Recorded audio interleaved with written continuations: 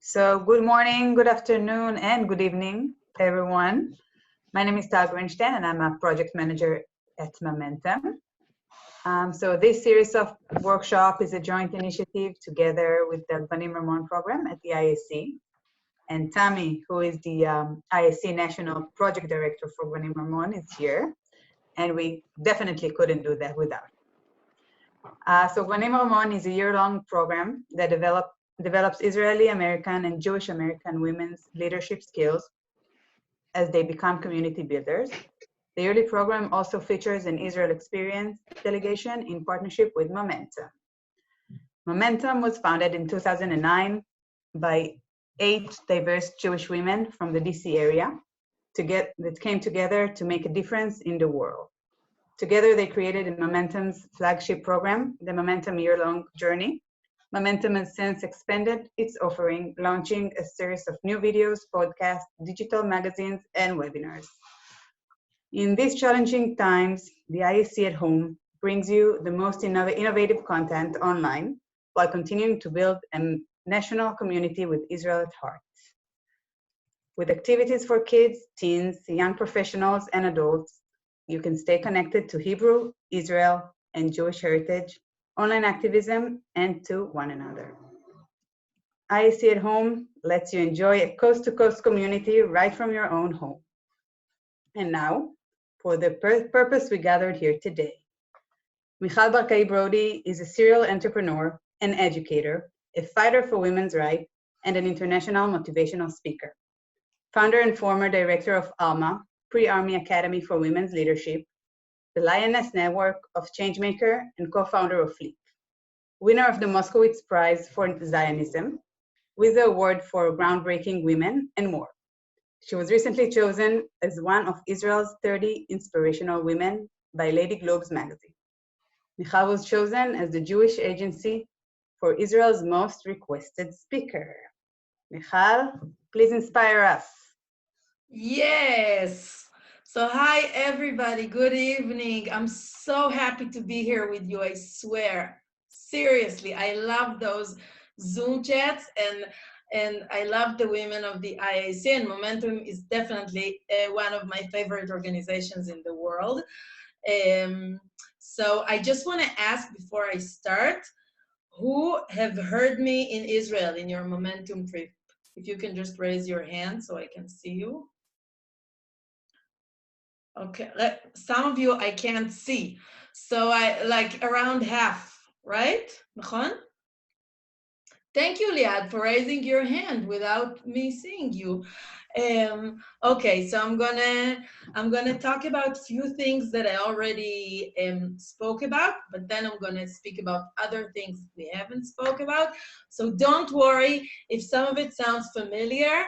Don't think to yourself, oh my God, this woman can only say one thing in this world. I have so many things to talk to you about, and I would definitely love to use that time to talk about many issues. So I'm going to start. I got to share my screen. You can see it, right? It works. Amazing, perfect.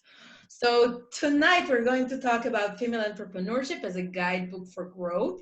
And my vision and my way of teaching is always through a story, because I really believe that part of our Jewish tradition is to tell stories. I think that this is what keeps us together as people, and I really believe that when we hear a story, something different happens to us. So I'm going to tell you a bit of my story. Some of you have heard, but you haven't heard the rest of it. So I promise you, it's not going to be anything you've heard before. We're going to talk about female entrepreneurship, and I want to start by taking you back in time with me to the year 2000. I'm Michal Barkai, still don't have the Brody with me. I grew up in what I like to call the periphery of uptown Tel Aviv, meaning that I always had friends who were a lot wealthier than I was. Therefore, I was absolutely certain that I was a poor child living in the slums of uptown Tel Aviv. And when I was 18, I got an invitation from the Israeli army to become a commander. I was extremely thrilled to vision myself bossing really hot guys around with tight uniform, just telling them what to do. And then I got another phone call saying, Michal, yes, you're going to be a commander for basic training for girls. And I started crying, did not stop until the end of commander's course. And I want to ask you, why is that? You can answer me on the chat. I can see what you're writing. Why is that? What do they tell us about women together alone? Why was it so terrifying for me to work with only girls? Anybody? You can answer on the chat, and you can, oh no, everybody's on mute. So I will just, I'm just gonna speak about it. And mean girls, definitely, toda tal. So they say that girls are mean, that girls are judgmental, right? That in Hebrew we say nashim, nashim, sak shel nachashim. That it's like full of snakes to be around women. That they're competitive, and I did not want to be part of that drama. And I told the Israeli army, there's no way I'm going to become a commander. The army answered in the way that the army always likes to answer. He said, you are going to become a commander. Nothing's going to change. And there I was going small, small, right, left, right, and telling myself, okay, I'm going to become the best commander I can. When I became a commander for basic training for girls, I found out two incredible things. The first one was that I was absolutely amazed by the force of nature called sisterhood. And I'm going to speak about sisterhood later. I think there's nothing bigger than in this world than the power of women working together, supporting each other, serving a purpose higher than themselves. And the women who went to the Momentum trip can feel it in their bones now, I believe, when they think about it. And the second thing I understood was that I was such a privileged girl. How did I understand it? I understood it when I started noticing something that was really disturbing to me. I started noticing that while my friends and I all went to serve in the best positions in the Israeli army, we became commanders and officers and social workers and educators and combat fighters, my soldiers almost always came from the periphery, the real periphery of the country, from down south, from up north, and they would almost always immediately be sent to basically make coffee, sell candy, clean weapons, and drive their commanders around. And I want to explain to those of you who don't really understand Israeli society, why does it really matter? And to really say that to us in Israel, when you go to your first job interview, the first thing they ask you is, so, what did you do in the army? And if you say, I was a commander or an officer, or if you say, I was selling bamba or candy for 2 years, it's not the same thing. It's in the way you hold your body. It's in the people you know. It's in what you know about yourself. Kind of like I always like to say, when you in America go to your first job interview and you can walk in and say, I went to this amazing community college in Nebraska, or I went to Harvard. It's not the same thing.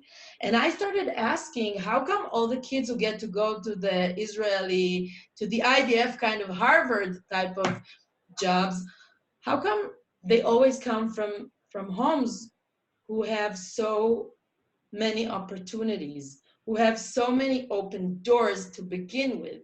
And I started asking, does it make sense that all the girls who come from poverty or who come from the periphery, and does it make sense that they're incapable? Does it make sense that they're less passionate, less capable, less intelligent than the girls who grew up where I grew up? And the answer was, of course, not. But there are so many ways that society keeps the strong stronger and the weak weaker. And I think that now during Corona time, we can see it. We can see how the weak get weaker and the strong in many cases get stronger.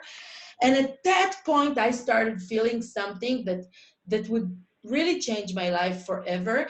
I started to feel a fire burning within my soul, telling me something has to change for other Israeli women. Now, I want to stop and say something about that fire. And I want to say a few things. The first thing is that each and every one of us has a fire burning within them. And I think that in so many cases, we are so used to putting that fire down. We're so used to being so afraid of our fire. We're so used to being so afraid of how big we can really become. And I think as women, we are mostly taught to be afraid of our fire, to be afraid of our strengths. And I started feeling that fire burning so strong within me, telling me something has to change for other Israeli women in the IDF. What do you do when you feel a fire burn within you, and how does it relate to the reality that we now live in? I think that every entrepreneur starts with a fire, and every invention starts with a fire. Every new reality starts with a fire. And I think that when we want to create a new reality now, in a reality that is so uncertain, we need to find our inner fire. And I think that when we feel something that doesn't let us sleep at night, when we feel that we are extremely angry about something, that we're extremely upset about something, that there is something in the world that we can't look at it and say, this is the reality and it will always be the same reality. This is the fire. What I always like to ask about fire is, how do you start anything entrepreneurial from that fire? I always like to say that we need to ask 5 questions. The first one is, what is our fire? So what really burns within us? The second one is, does this fire meet a need that exists in the world? Does it meet a higher purpose? Or as we say in Jewish, tikkun olam, does it meet anything bigger than us that needs to be repaired in this world? So there's our fire, and there's something that we need to fix in this world. And the next 2 questions relate to us. And then I ask, so what are my strengths and what are my weaknesses, and how do they serve that fire? So I was thinking, you know, my strengths are, I'm really good with people. I know how to lead people. My weaknesses was that I'm awful with being really obedient. That's not really great to find out when you're in the army, as some of you may know. And I understood that I don't really like to deal with minor details, but I can see a bigger picture. And I think so after we ask ourselves, so what is our fire? What is the higher purpose that it serves? And what are strengths and weaknesses? When can we bring our strengths forward to serve that fire? And how do we serve it when our weaknesses are not really relevant, when they don't really interfere with our passion or desire to create something bigger than ourselves, to change something in the world? I think the 5th question is really important, and it's always there behind us, like flying over our heads. And that question is, what are the prices that we're willing to pay? And I think that that's a tricky question, because we never really know what the prices are that we are going to have to pay. But these are my 5 questions, and I'm gonna repeat them later. But now I want to go back to to Michal Barkai, being 19 or 20. serving as a commander, later on as an officer. I was out of the army with a huge desire to change the world, and obviously a Jewish mother. Therefore, I could only do one thing. Some of you already know. The only thing I could do, I could believe to be doing in order to create a better reality was go to law school. So there I was, putting on my mascara, fixing my hair better than I did today, buying a new laptop, almost bought a new chihuahua to feel like Reese Witherspoon in Legally Blonde. And I was walking so proud to understand how to bring justice to the world. I came to law school, to Hebrew University Law School. 5 years later, I looked at myself in the mirror. I saw an attorney wearing the right clothes, the right shoes, the right everything, but something was missing. And that thing was the fire. And I asked myself, Michal, did you come to this world to fight to fight people in court, or did you come to this world to do something else? What is really burning? What is really making you feel alive? And I think that even in the reality that we live in today, when we sometimes don't feel so alive because we feel locked and we don't always feel that we have our freedom, we can still feel what makes us alive and what doesn't. To me, it makes me feel alive to be here with you tonight. It makes me feel alive because I feel that I'm using my fire for a higher purpose, that I'm using my strengths, and my weaknesses are not so awful right now, and the prices are actually not so high, so I'm doing good now. I think that we always have to ask ourselves what's our fire and what makes us alive, but now we need to ask it even more. So I'm going to fast forward and say that one day I understood that there's no way in the world that I was born to be an attorney. Sorry, mommy. And I'm going to fast forward and say that at a certain point I understood that my fire is to try to open as many doors as possible for young women who did not have these doors open for them. But how do you do that? And I kept focusing, and I understood that my dream is to start the first pre-army academy for women's leadership. What does it mean? A pre-army academy has actually existed in Israel for more than 30 years, and they were usually meant to target the best and the brightest. It's kids who come from the best schools, kids who are the best leaders of Israel, take a year off after high school and before the army. They take a gap year, and during that year, they study, they hike, they volunteer in the community, they prepare for the best service in the world, and then they go and serve in the best positions in the army. But who really gets to go to these mechinot? And when I started investigating that issue 10 years ago, I understood that almost none of my soldiers could join a mechina like this. Why is this? Because they cost a lot of money, because they usually go to target the boys and girls who study in the best schools and in the best classes, and because none of these girls who came from poverty or came from the periphery of the country would apply to a mechina. None of them would say, my fire is burning so strong within me, I have a purpose higher than myself. I'm sorry, Michal. It's Tammy. I'm truly sorry, but if everybody can mute themselves, I can't mute because we're in share mode. But if please everybody can mute themselves so we can actually hear Michal. Sorry, Michal, for disturbing. Maybe somebody discovered that their fire is to speak today with me. Exactly. You're so inspiring. They just discovered their fire. They're just, doing their thing now. Yeah. Always look on the bright side. Okay, go on. I'm sorry. So at that point, I started asking, okay, what do you say we start a mechina, a pre-army academy for kids who come from the periphery? And the answer was, Michal, that's a great idea. We are now starting mechinot. Most of them were only for boys.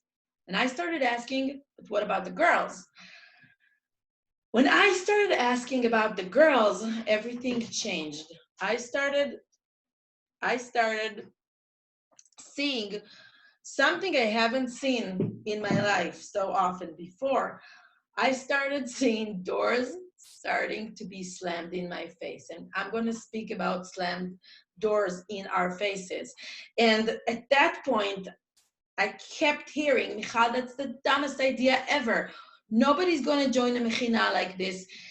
You know how girls are. Nobody's going to support it. Girls are not even doing anything meaningful in the army. Just let it go. And I think that the worst thing I heard was, Michal, come on. How old are you now? I was around 30. And they said, go get married, bring children to the world, and then ask yourself, what is your fire? It's irrelevant now. The clock is ticking. And back then I read something Mahatma Gandhi once said, and Mahatma Gandhi said, be the change you want to see in the world. Don't talk about your change. Don't create your change. Be that change. Make yourself the change that you want to see in the world. And I understood that now the change I want to see in the world is female leadership. That today the change I want to see in the world is opened doors to each and every passionate, intelligent, amazing girl or woman who come from poverty or from the periphery. I wanted the doors that were opened for me to be opened for others. But how do you do that? I think that the first thing that you have to do, and I think that's something that every entrepreneur uses, and I think that's a tool that each and every one of us need, especially in Corona times, is to have our vision. Now, I put a lighthouse in my presentation, but actually, I think that it's more like a projector. Every entrepreneur has a sort of a projector right here or right here.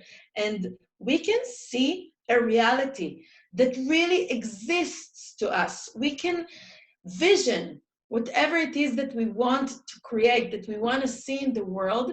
Nobody else sees that vision. But when you have a vision that is stronger than yourself, you can really see it in your eyes and you start walking towards that vision. In so many cases, nobody else understands what is that vision, but you have to know your own vision. And I think the first step, before we did anything else, before I did anything else, was to understand exactly what my vision is and what my vision isn't. And that's something that that's a tool I think that we all need to use by visioning the new reality that we are going to have after this Corona madness and uncertainty is going to be behind us. We need to be able to vision really clearly what kind of life we want to create, what kind of change we want to bring to the world, to our families, to our businesses, to our communities, to ourselves. And I think that the roughest part in your vision is to understand that by focusing on one thing, you have to give up everything else. So I understood that I'm going to start the first pre-army academy for women's leadership. I understood that it was going to be open to each and every amazing and talented girl, regardless of how much money she had in her bank account or what kind of school she went to. And I also understood that I'm not going to work with boys, that I'm not going to work with women, that I'm going to focus on 20 to 40 girls a year, and I'm going to give up everything else for today. And the next thing I understood is that you can't change the world from your comfort zone. So I did what Abraham was told to be done or to be doing. I did what I like to call lech lecha. I just started. So once you understand that you really can't create a change bigger than yourself from your comfort zone, I think that the next thing is to understand that you just need to start. You don't need to know all the details. You don't need to understand everything in your plan. You just need to start. And I think that for us women, that entrepreneurial leap of faith is extremely hard. And I would say why? Because in so many cases, we teach our boys to be brave and our girls to be perfect. And when we expect ourselves to be perfect, we can't start without knowing that we're going to succeed. And I think that in these times of uncertainty, we have to start without knowing that we're going to succeed. We have to start and say, we're going to make the first steps and just believe that the road is going to be created under our feet. And these moves are extremely irrational in so many cases. But I think that in the world as it is today, we sometimes have to be irrational. You can call it faith if you like. And I'm going to go back to me and say that I understood that it's just time to just start. I understood that it's time to do the Lech Lecha, to start walking. And I understood that I can't do it from my comfort zone. So I decided, as I said, to clear my vision, to start the first pre-army academy for women's leadership. I also understood that by keeping my job and keeping everything that I know and have, I will not be able to do that. So I quit my job. Now I was a real hit. I was 30, single, and now also unemployed. Imagine my mother. And the next thing I understood was that you can't change the world alone. I understood that if I want my fire to become something real in this world, my fire has to start burning in other people's hearts. And as many hearts that will feel that fire burning within themselves, it will be faster for me and better for me to create my vision and make it a reality. So how do you do that? I actually called 4 friends and told them, join me on this ride. Let's do this together. And they said, Michal, we're going to join you. What's the business plan? And I said, what is a business plan? I had no idea how to do that, but we just started. As I said before, we just started. What do you need to start a pre-army academy? Imagine it's kind of like a boarding school. You have girls living with you for 6 months. They need to study, to hike, to volunteer, to prepare for a meaningful service. You need so many things. You need a place for them to live.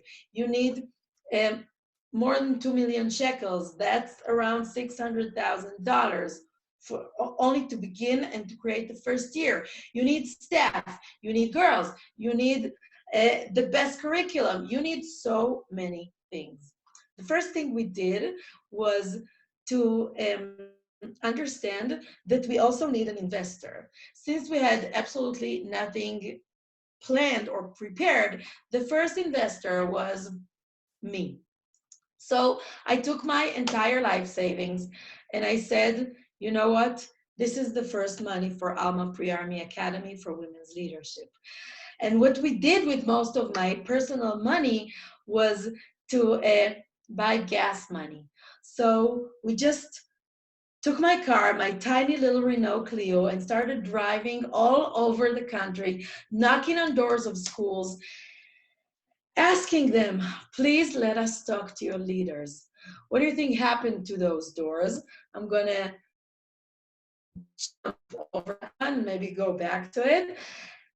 Almost all of these doors were slammed in our faces. But back then I read something that an American soldier who died in the IDF said, Michael Levine, may he rest in peace, and he said, when somebody slams a door in your face, just climb up the window.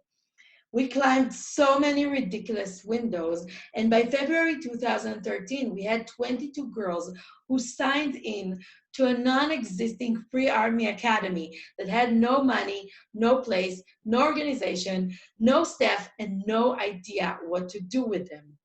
But Again, I'm going to really fast forward and say that we understood that in order to succeed, we need to, again, bring that fire burn into other people's hearts, and in also to cooperate with other organizations. So I knocked on the doors of the Jewish Agency for Israel, expecting them to be slammed in my face, but the doors were opened. And the Jewish Agency said, we are going to invest in your dreams. The women of Jewish communities around the world are going to invest in your dreams in order for you to invest in these girls' dreams. I'm going to fast forward again and say that I think that one of the most moving moments of my life was 3 weeks before the Mechina was supposed to start. I woke up in the morning and I knew that today everything is ready. We had a huge organization behind us. We fundraised amazingly. We had all the money. We had the girls. We had the staff. We had a perfect program. Everything was ready. The last thing that we needed was a physical place. So we chose to be the change, as I said, and create the Mechina, create the Pre-Army Academy in a small town in the Negev called Ofakim. We got a compound, we got like a field ready for us, prepared for us, and that field was ready for the trailers that we bought, the caravans that we bought, completely ready. We invested so much money in everything for us to be ready to start the physical place of the Mechina. I woke up in the morning. I knew that in 3 weeks, the Mechina is starting. Everything is ready, and the trailers were arriving at that day. I saw them starting to arrive on top of trucks, and when the first trailer was lifted up high in the air, waited to be put on the ground, I got a phone call. As you see, this is one of my really most beautiful pictures. I got a phone call saying, Michal, please take a seat. And I said, what is it? And they said, somebody in the municipality of Ofakim canceled your permits, meaning that if one trailer touches the ground, you can go to prison. It's a criminal offense to put trailers without permits in Israel. I assume that also in America. What do you do? What do you do when the trailer is literally up high in the air and you understand that you can't put it on the ground? What do you do when you know that in 3 weeks, these girls who trusted you, who followed you with their entire heart and soul, who expected you to change their entire life trajectory, are going to assume that they're going to start the Mechina? What do you do when you know that you're going to let everybody down? I had absolutely no idea. I called every person I ever met, and most people I haven't.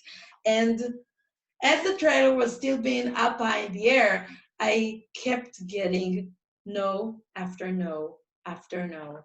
And a few hours later, I told them the only thing I could tell them. I told them, take the trailers and leave. And I want to say that sitting there on the pavement right next to the garbage cans in the development town in the Negev called Ofakim, and seeing these trailers that were meant to be put on the ground for the girls to live in, to study in, to volunteer in, seeing those trailers disappearing back into the Negev's dust was one of the worst moments of my life. I always call it the caravan moment, the moment that you feel that everything falls apart. And I think that in every initiative, in every entrepreneurial mode that you create, there is a caravan moment. There is a moment when you see everything is falling apart. What do you do when this moment happened? And at that point, I had absolutely no idea. For a few days, I called every person I could. I tried to find help. And for a few nights, I did really the only thing I could. I sat on the floor, cried like a baby, and prayed for a miracle to happen. And this, I think, is my next entrepreneurial step. Because after you put everything in your dream, after you put everything you can to create the reality you want to create, there's only one last thing you can do. And that thing is to say, not everything is in my hands, and not everything is my responsibility in this world.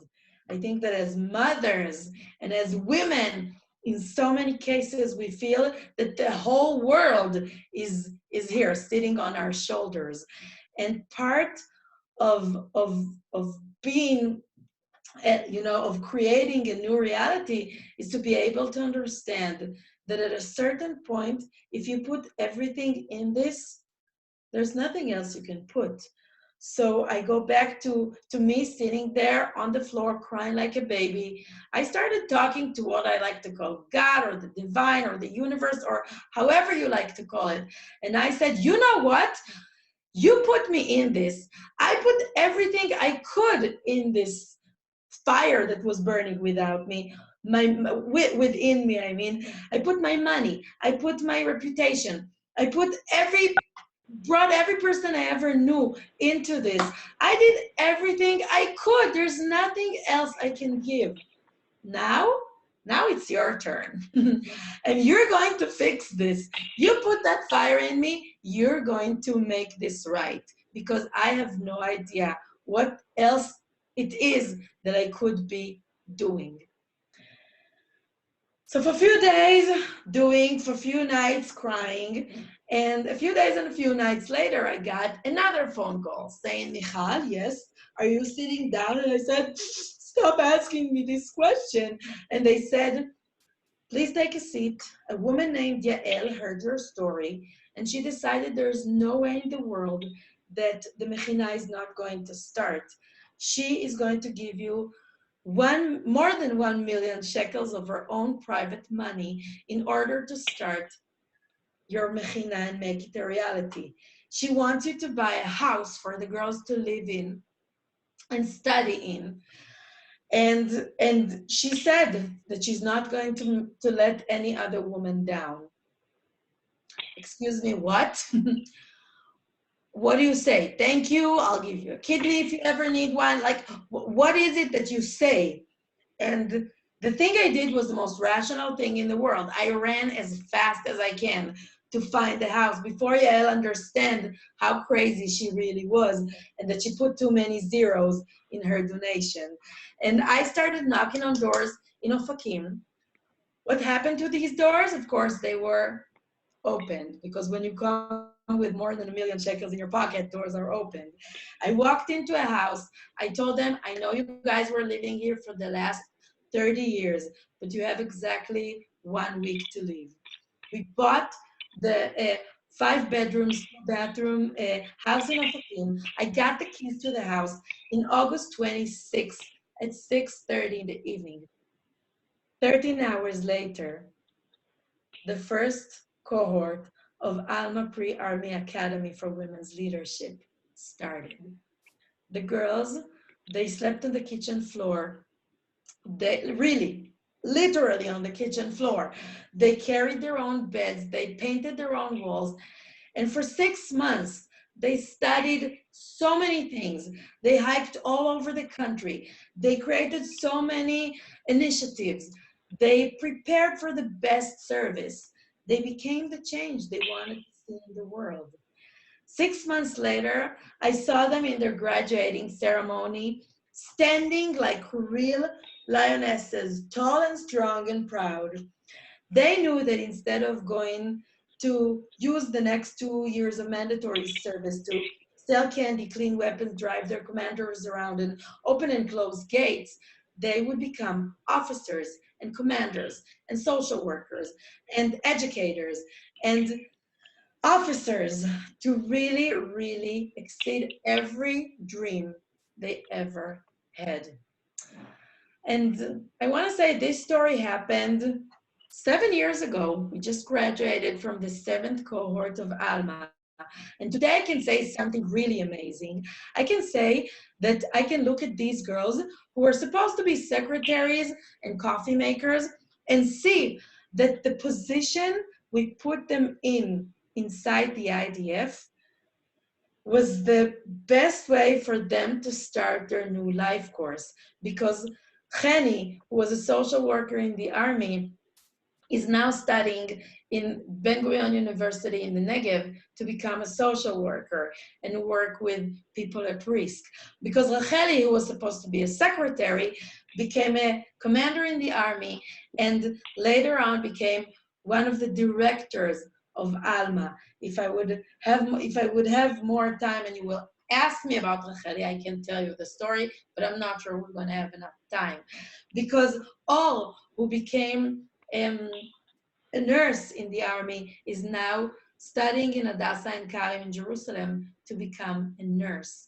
And I want to say that to us, I mean, and by saying us, I know I assume something and that's not fair, but I think that so many of us have so many doors open for us in our life. And doors are not open for us in order for us to only use these open doors for ourselves. We have to keep asking, who can I open doors for? How can I use the gifts that I was given in order to allow other people to dream big and to become the change they want to see in the world? And I want to say that the last step, that in so many cases we forget about that step, is to celebrate. We have to celebrate our successes. We have to look at, to look around when we're finally on the top of the mountain after we so a long time, paid so many prices. I think that the last part has to be able to celebrate our successes. And the next point that I want to say about entrepreneurial thinking and the way it helps us understand the world as it is today with everything that is happening is that it's all one in the end.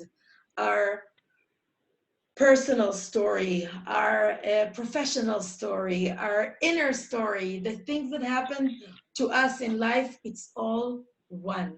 As I said before, one of the roughest things I kept hearing was, Michal, who's going to marry a woman like you? And I kept saying, the day that my mechina is going to start, I'm going to meet my husband and it's going to be okay and you will see. I did not believe myself for 1 second saying these things. But magically, the day that I was announced that the mechina is going to start was the day I met my husband, Yonin. And almost 5 years ago, we were married in Israel's Independence Day. The people who walked us to the chuppah were my mother, who was finally happy on one side, my father on the other side, and all the girls of the mechina surrounding us. So when I say celebrate, I mean celebrate with everything you have and in every part of your life. And I want to keep the story living and say that we did everything right. I mean, immediately after we got married, I got pregnant. The mechina was still in Ofakim, down south. Back then, me and my husband lived in Jerusalem because he couldn't find a job in the small development town the mechina worked in. And I basically lived in my car. I immediately got pregnant. I was so happy. I kept working 18 to 20 hours a day. Everything was really normal. My husband was living in Jerusalem. I was sleeping part of the nights in Ofakim down south and basically living in my car. And a few weeks into my first pregnancy, I was alone at night in my mechina when I lost my first pregnancy. Later on, another miscarriage came, and then another one. And after 3 miscarriages, I understood a very important lesson that I think that most of us women don't really understand. And that lesson was that we matter. we matter. I mean, we can pay all the prices and we can give everything that we have to give. But in the end, we need to be healthy. We need to be well. We need to be taken care of in order for us to keep giving. And again, I think that there are so many stories, I think even in our Jewish tradition, of women sacrificing themselves for their husbands, for their children, for the community. I think that living and becoming the change, being the change that we want to see in the world, is to enjoy our mission, is to enjoy our fire, is to celebrate our fire. It doesn't mean that we're not going to be willing to pay the prices, but it means that we have to understand that we also matter, that we're also important. Wow, Lilach, thank you. And so many things happened, and at a certain point I understood that the Mechina just can't stay in Ofakim. I'm going to finish in 3 minutes, okay? It's Israeli time, Tammy, don't be mad at me. And I understood that the Mechina just can't stay in Ofakim, because if it means that I keep having miscarriages and I live without my husband and I'm paying prices that can't keep me well, the Mechina can't survive, because I can't survive this way. And I decided to do something really crazy, to follow another dream that I had, and that was to bring the Mechina to Jerusalem. So I don't know, well, I assume most of you did not try to find a place for a Mechina in Jerusalem, but it's impossible. So I found a place in the most, like in really the slums of Jerusalem, like the roughest street in Jerusalem. I found a building that belongs to Na'amat, the biggest women's organization in Israel. I came to Na'amat and I told them, join me on this ride. Let's do this together. Let's create. Your girls are crying. Wow, thank you. I mean, I don't want them to cry, but Ophia kept telling me that I have to speak to her girls, so I'm excited. And I want to say that I came to Na'amat, I told them, let's create a triple partnership. I want you to feel the fire that burns within my soul, burning within your soul also. Let's start a partnership where everybody wins. Na'amat is going to bring us the building for 10 years. I'm going to fundraise to renovate the building. I'm going to bring around 500,000 shekels, and the municipality is going to match that fund. 6 months, the Mechina is going to work in that building, and for the next 6 months, I'm going to start the first Center for Women's Leadership in Jerusalem. Everybody signed the contract, and then I said, oh my God, how do I bring 500,000 shekels? So, you know, things just happened. I started flying all over the world when it was still possible. Imagine those days. Came back with 800,000 shekels and said, let's rock this, let's party. So after moving ALMA to Jerusalem, I actually started the Jerusalem Center for Women's Leadership, and also the Lioness Network for Changemakers and Entrepreneurs. I said, let's bring the tools and secrets of ALMA to women and not only to girls. And that's my almost last point. And that point is that when you grow, the fire grows. And when you have more tools, you are capable to open more doors. So when I understood that today I can create bigger partnerships, that today I can bring the tools not only to ALMA, to the girls of ALMA, but also to the women of Jerusalem, I understood that I become restless. And then everything starts from the beginning. You start going on a new journey, and you go back to the Lech Lecha and just creating reality, having that projector project the reality that you want to see, and just move forward step after step to making that reality real for other people other than yourself. The last thing I want to say is that it is a never-ending story.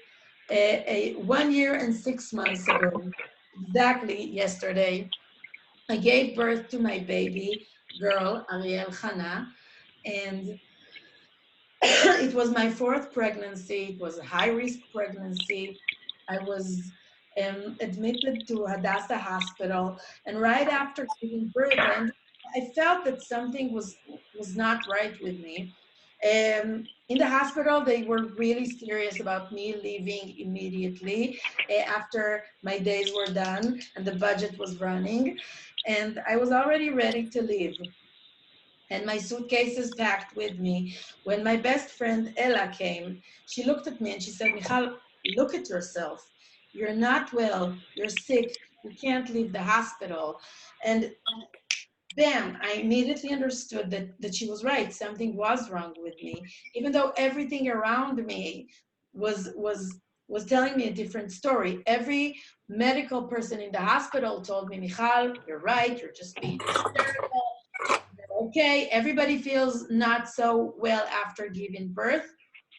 You need to leave the hospital. And when Ella came, she said she's not leaving the hospital. Something is not okay with her. I immediately understood that I know the numbers, that I know that more women are being hospitalized, that I understood. It felt like a dog bark. Ladies, just a sec, Michal, sorry. Ladies, please, please, please mute yourself. Please, so we can listen to the end of the story of Michal. Thank you. Sorry. So at that point, I understood that I actually know the facts, that more women after being hospitalized, they lose their lives, that people find it harder to believe that women suffer from real pain, that we find it harder to trust ourselves after labor. And in many cases, in medical cases, I find it important to say it now in times of Corona, that we have to trust our instincts. And I stayed in the hospital I mean, I needed to fight entire Hadassah Hospital in Jerusalem. I stayed in the hospital for one more night. That night, I almost lost my life. I nursed my baby girl when I felt that something horrible was about to happen. I put her in her cradle and I said, Mommy is going to go through something horrible, baby. You be good. And in my last powers, I pushed the emergency button and then started to my entire body was shaking. And I was like that for 15 minutes, only later on to understand that I had something called sepsis. My entire blood was infected. And if I would leave the hospital at that day, I would not be alive today. I'm telling this in the end of my talk to you because I want to say that it is a never-ending story. I want to say that a fire can start lighting within you from each and everything that you go through life. It took me 3 months to understand that I almost left my baby girl without her mother when she was only 6 or 7 days old.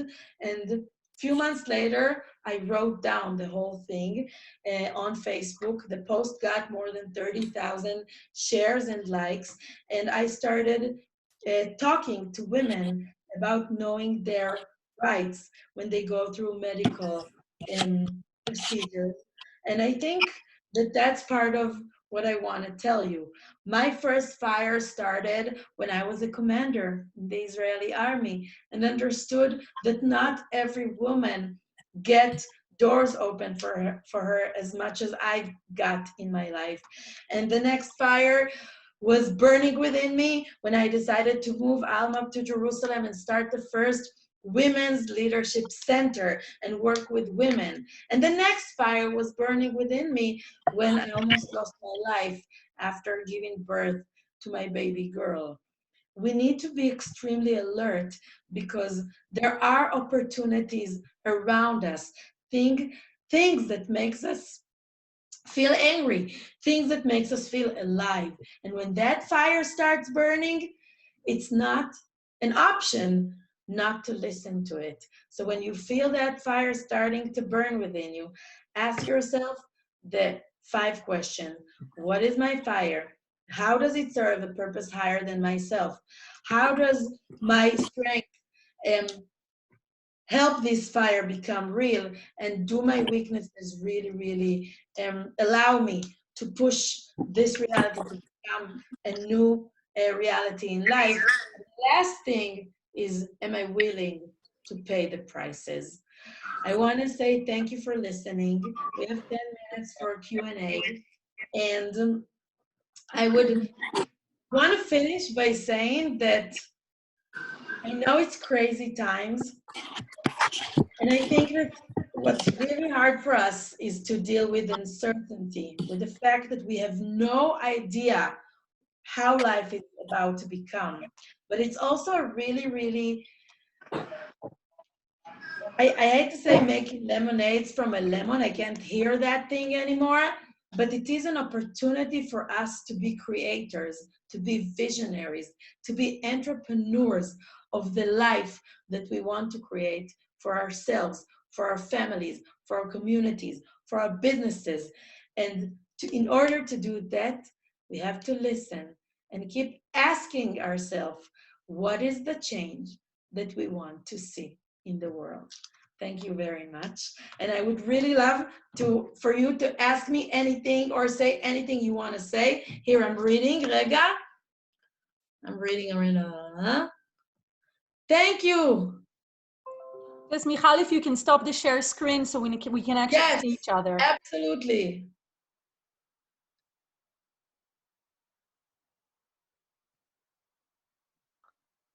I love seeing your faces now. I missed all of this during watching my own presentation. So, Tammy, you want them to ask by chat or you want them to? Yeah, I think they can just, if someone has a question, you can just unmute yourself and ask a question. Let's party. Let's do it. If no one has a question, I would like to ask you if you can speak about what you're doing right now, your current initiatives that has to do with domestic violence, which I personally think is super important, but I want them to ask questions first. So are you asking first? Gal Stella is here. Now I want to cry. I'm so excited to see you. She was, איך אומרים חניכה שלי בצופים? She was my camp for the Israeli Scouts. Yes, it's true. And now she's a Wonder Woman in New York. Anybody want to ask me anything? I do. I checked on at the last possible minute. I'm Leoloni, and I just have my picture up there because I've been cleaning my house and I lost track of time. And I just wanted to say hello, and I'm hoping you'll have a replay and you'll have some more of these wonderful Zoom chats because it has helped me so much in the past week. You know, many women's groups, and I'm excited because I've never been in your group before. So I would welcome the opportunity and really would look forward to it. So will you have a replay? So I'm telling Tammy also. Yeah, right now we don't plan anything. Afterwards I'll post the recording of this. Okay. But where, you know, you can check it out. We still living from one day to another, trying to plan ahead on the one hand, on the other hand, just praying that the routine is going to be back. So I can't really tell you right now, but right now we don't have anything planned. Okay, well, I'll reach out to you guys and hopefully we can connect. Thank you, Lynn. Chag Sameach.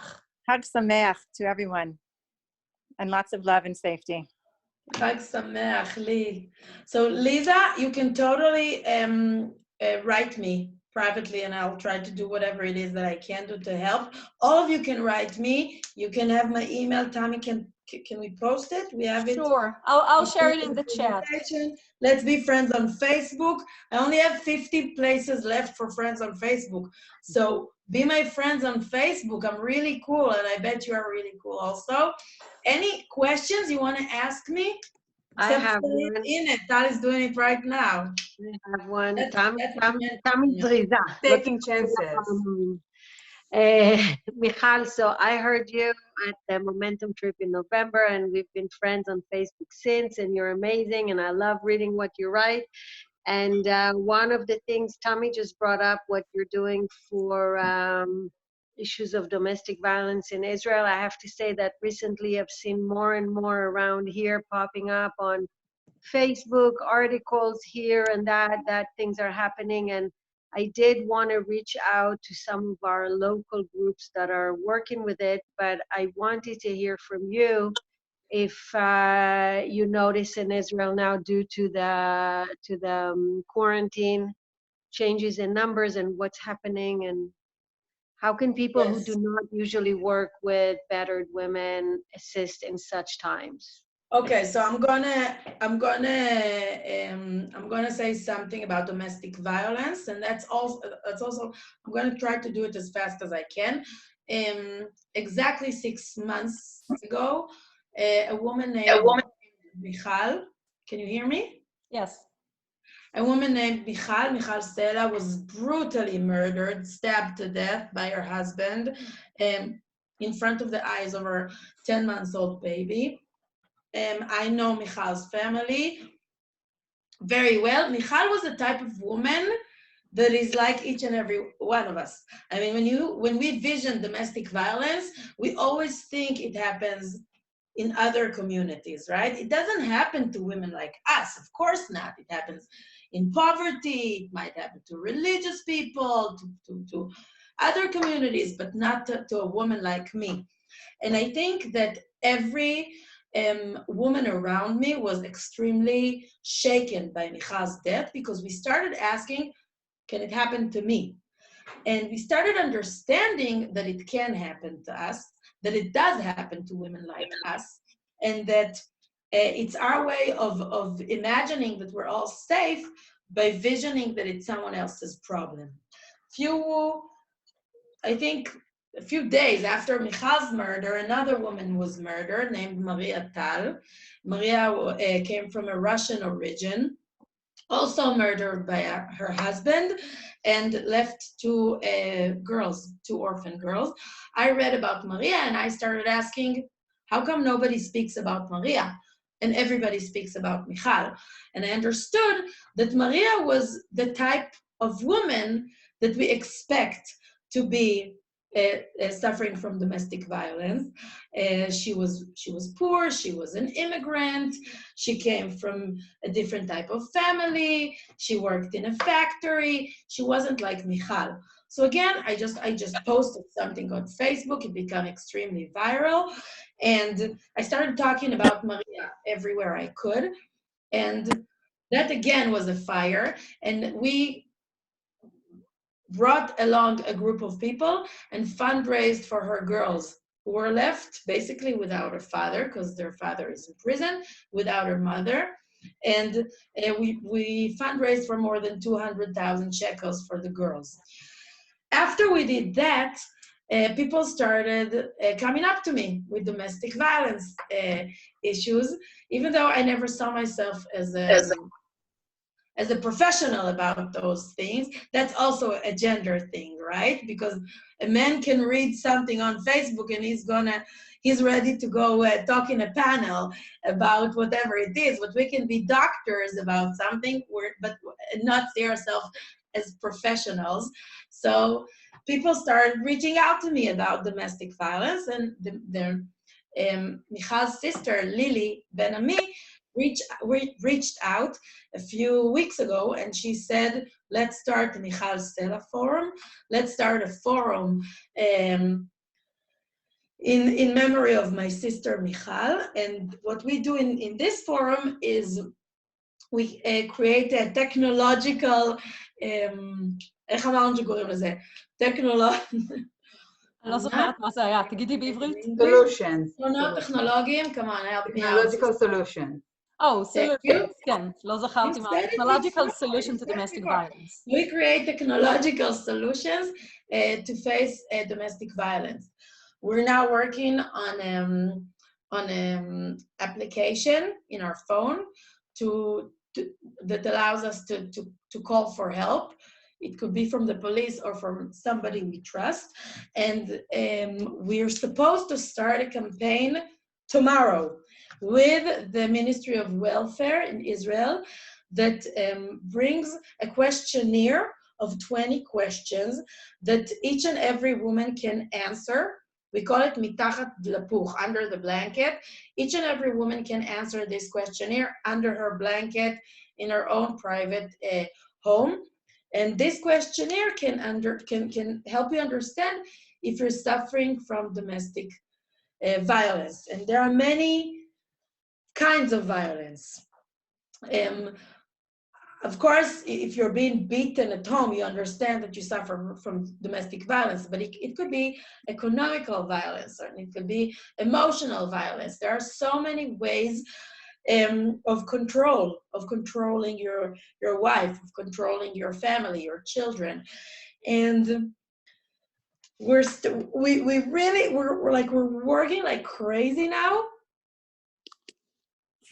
in order to launch this questionnaire before the Seder, meaning tomorrow, because we understand that more women are being murdered in their homes during holidays. Michal was murdered between Rosh Hashanah and Yom Kippur. Maria was murdered in Sukkot. Another woman in Hod HaSharon was murdered by her husband, who also killed one of her kids, and almost killed the other child in Purim. And we're 2 days before the Seder, before Pesach. I keep thinking, who's going to be the woman who's going to be murdered in Pesach? And that's a horrible thing to be thinking of. We understand that when families now deal with, again, with uncertainty, with financial issues, when we're all closed together at home, it's hard. It's hard. And when family is dealing with issues, these issues become harder during quarantine. So we understand that more and more women are at risk right now. So we created coalitions in order to try to help women now immediately by bringing these questionnaires to their knowledge, and also, I'm sorry, by trying to find new solutions for them, maybe to go for hotels, maybe to try to seek help in other ways. But that's an international issue. We can see that all over the world. It's not an Israeli issue.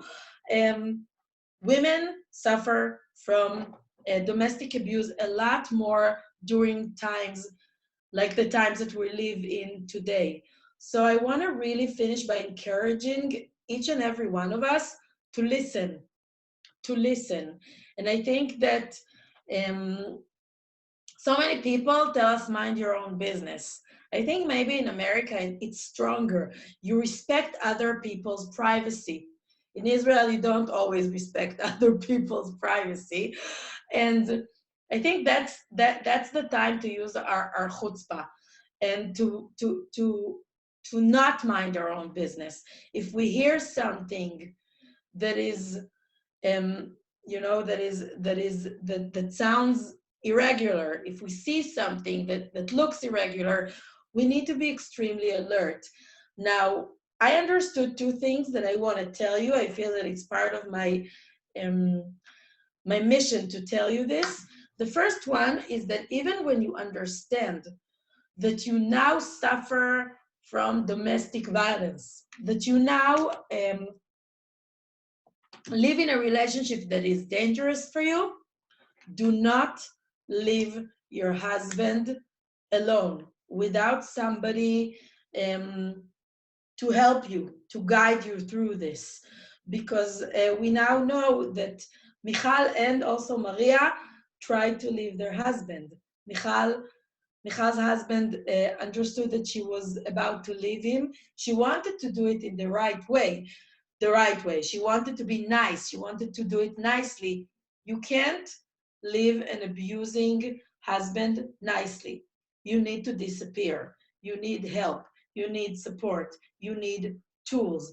And Tami, Tal, Ofira, maybe you can, I would really want you to maybe advertise who can you reach out to in your area. I don't have really the answers, but if you feel that you might be living in domestic abuse, ask for help. Don't leave home without being helped and without being guided. The second thing I want to say is that when police knocks on the door of a family like that, I mean, it doesn't make you, it's not dangerous for you.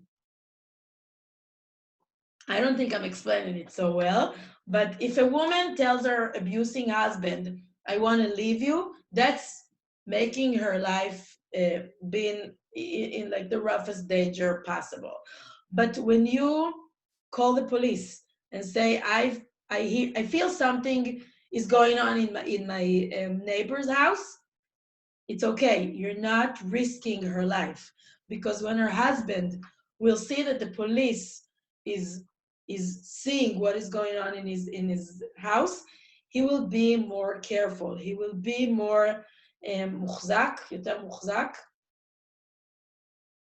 Help me out. More reserved. Restrained. Okay, he will be more restrained. This is what we learn now. I'm sorry, as I said, I'm not a professional yet, so I'm missing the English words. But it's really important to not mind your own business, to keep listening, to keep hearing, especially during the holidays, and especially during quarantine, because these are the days that life becomes hell to families that suffer from domestic violence.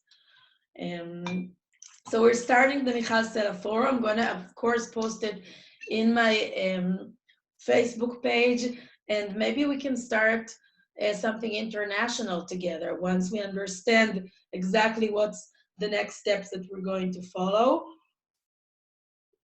It might take a little while for the Ministry of Welfare to do everything we want them to do, because it's governments, it's the way they work. They don't work as fast as us, but let's keep in touch and try to figure out how we can join forces.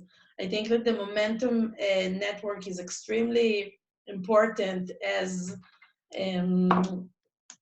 changemakers and as agents of change. And the IAC is definitely a network that can support and help women understand what they really need during these times. So I'm sorry, but this is my fire, and now we are all part of that fire and from that solution. Watch out from crazy women with fire burning within themselves, because you will get homework. Anything else you want to ask? Wait, I want to see. I have a question, Michal. Ken? This is Dorit from Chicago. We met on our Momentum trip in November. It was amazing to see you, and so nice to see you again. You touched on a point. I don't see you, but I can hear your voice. My internet is horrible. We had like 2 days without internet at all. So the quarantine was okay. But when we had no internet, we felt like our life support was cut off, and now it's like really choppy. So with camera on my end, I can barely hear anybody. So you touched upon the point where you reached your life, where you were saying you realized you needed to balance your family and work life. Can you give us any pointers on anything that helped you do that better? Because like you have your fire within you and you can't let it consume your family life. What can you do to help manage that better, to balance it better? Balance it better. I think that part of what you need to be asking as a mother, and I think everything changes when you become a mother. Everything. Ma? Everything. So it doesn't mean that you don't need to feel, I mean, you do feel the fire. You're still a human being, except being a mommy. But I think that, to me, I thought that when I will become a mother, I will need to give up everything, every purpose bigger than myself to be serving. And I feel that it's exactly the opposite. Since I became a mother, I see that my impact is growing. But there are things I can't do today. I can't still run the Mechina. Today there is another director for ALMA and another director for the Women's Leadership Center, because it's not possible for me to go hike in the desert for a week. It's not possible for me to work 18 to 20 hours a day. It's not possible anymore. But it is possible for me to do things differently. And I think that as a mother, I learn how to channel the fire and channel the forces that I have in a different way. And I think it makes me better. I think it makes me a better professional, and I think it makes me a better entrepreneur. And I think that it forces me to keep asking, how am I doing it in the most efficient way possible? You understand what I'm saying? They say about the ultra-Orthodox workers in Israel that they're the best workers, because in 3 o'clock, no matter what, they have to go back home. So they don't take long coffee breaks, and they don't chit-chat for a long time. They come, they work really, really hard, and they run back to dealing with huge families. I think that as mothers, we need to ask, how do we channel these forces in a different way? So you find yourself sit at 10 o'clock in the evening in a Zoom meeting, because this is what you like, you love to be doing, and it's something that makes you feel alive. But you also understand that you will pay prices, but you need to understand what are the prices that you are willing to pay. I think that as a mother, you are willing to pay different prices, and you do things differently. It's not that you do more or less, but you just do it differently. And I think that when we have children, we understand that our heart can keep growing and growing and growing, and so is our mission. Our missions keep growing and growing and growing. So I feel that, to me, being a mother pushes me to be a better entrepreneur and a better director and a better activist, because my time is limited. Is that a good answer, or not so much? It's helpful. Thank you, Michal. Okay, and you can always write me a personal message after. Thank you so much. It's so great to see you. You too. I mean, to hear you. Well, not really. So I'd like to thank you all for joining. We don't have so many people because right now many people had to leave. They apologized in the chat, but we're running like 20 minutes after our time. I want to thank Michal, as always, for being such an inspiration. And really, you're amazing. It's always such a pleasure hearing you. And thank you so much for stepping up, for volunteering to do this. I know how busy you are, and I'm truly grateful that you were able to do it for us. We're looking forward to do it again sometimes when it gets a bit more sane in our environment. Hopefully we're going to come and see you again in Momentum in our next trip. Hopefully one day that we saved together in Israel and in America. Exactly, and I really want you to share with us. On your Facebook, and we'll share the link for it. It's super important. Yashar koach for everything you do. And thank you for having me. Really, it's the cream of the crop of my week to be here with you. Seriously, I really waited to see you. I'm telling you, I'm in love with Momentum, and now also with the IAC. And בשנה הבאה בירושלים. Amen, amen, amen, and Chag Sameach, everybody. Thank you. Bye. חג שמח, תודה לכולם. חג שמח.